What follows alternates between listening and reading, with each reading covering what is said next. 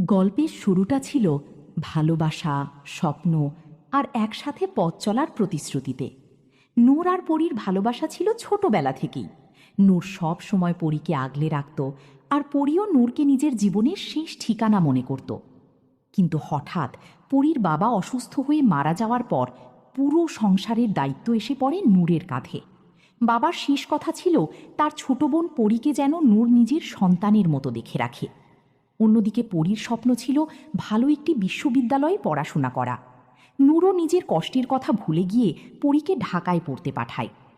ঢাকায় গিয়ে নতুন জীবন, নতুন বন্ধু আর বিশ্ববিদ্যালয়ের পরিবেশ পরীর চিন্তাভাবনাই বদলে দিতে থাকে।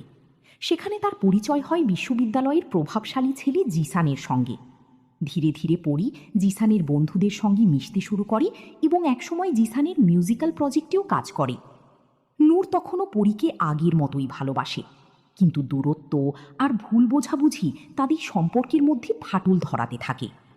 একসময় জিসানের পার্টিতে গিয়ে পরী এমন এক পরিস্থিতির শিকার হয় যার পর নূর নিজের চোখে এমন কিছু দেখে ফেলে যা তাকে ভেতর থেকে সম্পূর্ণ ভেঙে দেয়।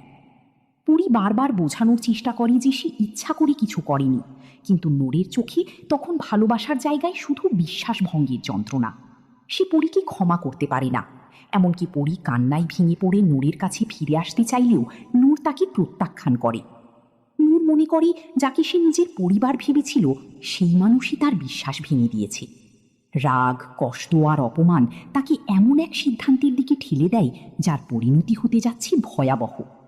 শেষ পর্যন্ত নূরের জীবনে নেমে আসে অন্ধকার, আর ঠিক তখনই খবর আসে একটি মেয়ে নূরের ভাইকে মেরে ফেলেছে। এখন প্রশ্ন একটাই, নূরের এই পরিণতির জন্য আসলে কি দায়ী? পরী, জিসান, নাকি সেই ভুল বোঝাবুঝি যা একটি সুন্দর ভালোবাসাকে